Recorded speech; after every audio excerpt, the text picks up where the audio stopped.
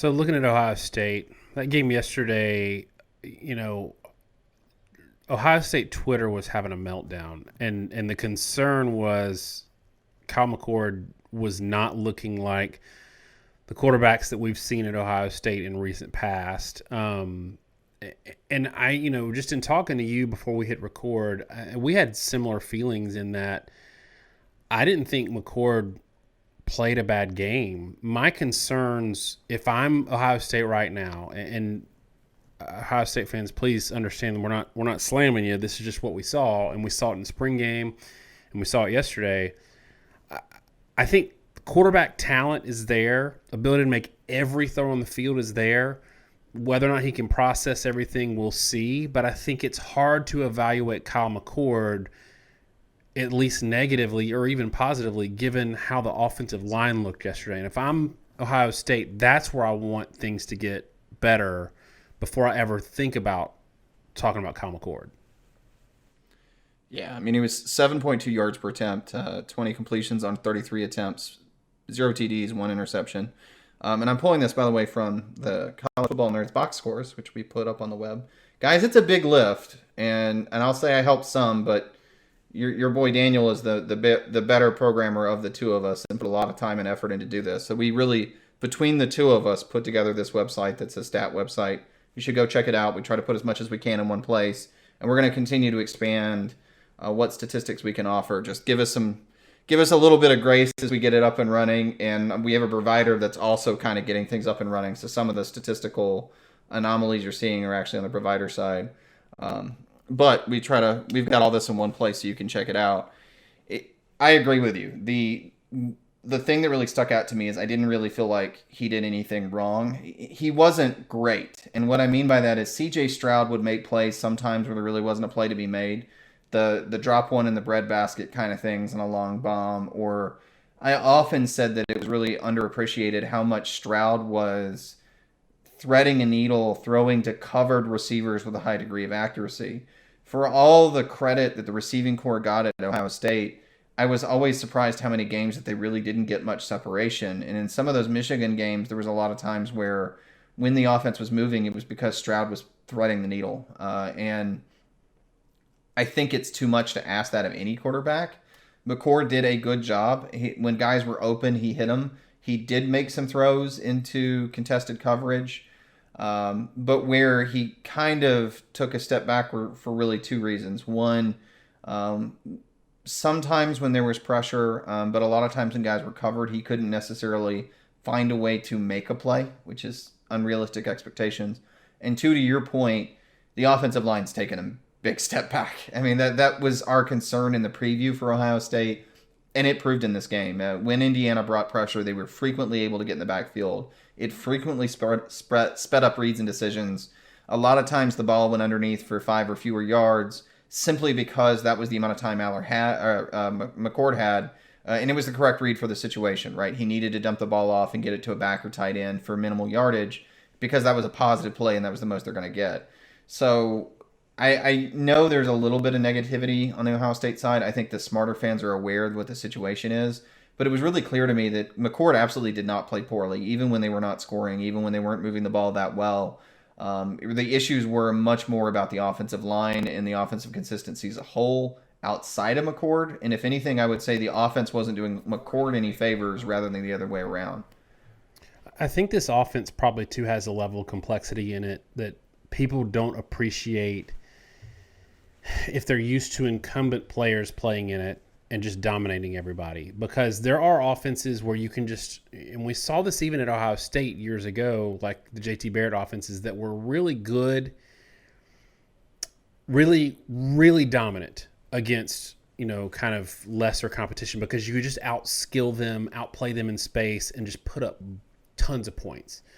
But they had scaling issues against the best teams, and I think that we see now an Ohio State offense that when it's humming, yeah, you can destroy anybody, but they don't have those scaling issues against a Georgia, right? Like they were able to put up numbers against a Georgia, against Clemson in the playoffs.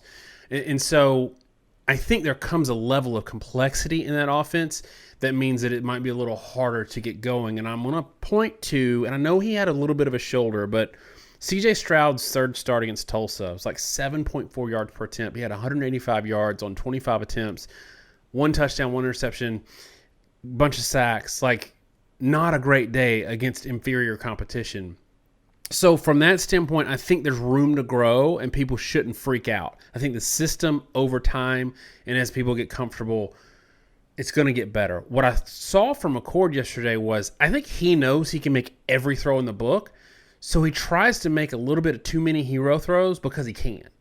And some of that will come along with it too. But one concern I have, Josh, is okay, looking at yards per attempt, 7.7 yards or whatever, that's less than Indiana gave up last year on average. And that's including the Rutgers of the world or the FCS or the really bad G5s that they might have played. So there's a little bit of concern there that they couldn't just at some point say, all right, screw it, we're going to impose our will in one way or the other. And some of that, I think, was because the running game never really got going. And they're going to need to find that if they want McCord to get comfortable. I mean, the truth for any team, right, is it's always about balance. It's always about how well you can execute offensively in different phases. And the biggest thing that really struck me in that game for Ohio State is it didn't really feel like they were often very many easy yards. That's the natural result, again, when your offensive line isn't doing a great job, because the ability of a defense to defend the short play is really predicated on how long the play runs. The more an offense is able to run plays for a significant period of time, the more they can elongate their routes and be successful throwing downfield. The Heupel style of offense, right, where you're attacking vertically and you're throwing deep, is in large part predicated on your ability to pass protect. We saw that last year, between the Alabama game and the Georgia game. The biggest difference between those two for Tennessee was one of those games against Alabama, they won the line of scrimmage. They ran for like 6 yards a carry. Alabama struggled to get pressure without bringing a blitz, and Tennessee was able to light them up. Against Georgia with Jalen Carter and company, Georgia was living in their backfield. And all of a sudden they couldn't throw downfield because it throws off the timing of the play. You don't have time for it to develop, et cetera, et cetera. So I think that offensive line is going to be a problem. Because Indiana knew that they could get pressure, that also meant they were able to play tighter, so the receiver screens go away. It's always funny. People talk about why they throw so many screens. Why don't they throw any screens or run jet sweeps or what have you? It's predicated on how the defense is aligning. If guys are close to the line of scrimmage, the offensive coordinators see that and they don't call those plays, because if you've got multiple guys in man coverage or zone close, as soon as you throw the screen, somebody's going to knife it, blow it up for a loss. It's going to be a wasted play. You only throw those when they're playing off coverage, and for them to play off coverage, they have to have the threat of a deep ball. So that's the game. And right now, with where the offensive line is at, that element of the offense is gone, and it's going to cause them problems. And if they can get the offensive line to play at a higher level, or if Indiana maybe turns out to be a team that's able to generate pressure that other teams can't, it'll be at a different level, they'll be successful. In the same sort of way, I don't want to belabor the discussion, but it's relevant. When you look at the Colorado game, they run a lot of Heupel concepts. There were times where they had 2x2 stacks, meaning five offensive linemen, 2 receivers stacked on both sides of the field, switch release, and then throw vertically. It's really hard to pass protect there because you've got 4 guys outside and you've only got 5 pass protectors in the box, 6 if you have a running back. You can do those things when you have the ability to block 4 guys with 5. Ohio State couldn't do that, so that play isn't in your playbook. And when that play's not in the playbook, then your yard per attempt number and your explosive numbers go way, way, way down. And so, in a nutshell, that's Ohio State's problem, and that's what they're going to have to overcome. Like we said in all the other games we talked about from this week, week 1, everybody's going to overreact. You're going to overreact bad. You're going to overreact good. Ohio State fans, Kyle McCord's going to be okay. I think the one big takeaway here, though, is he's not looking over his shoulder anymore, because it seems pretty obvious that Brown is firmly number 2.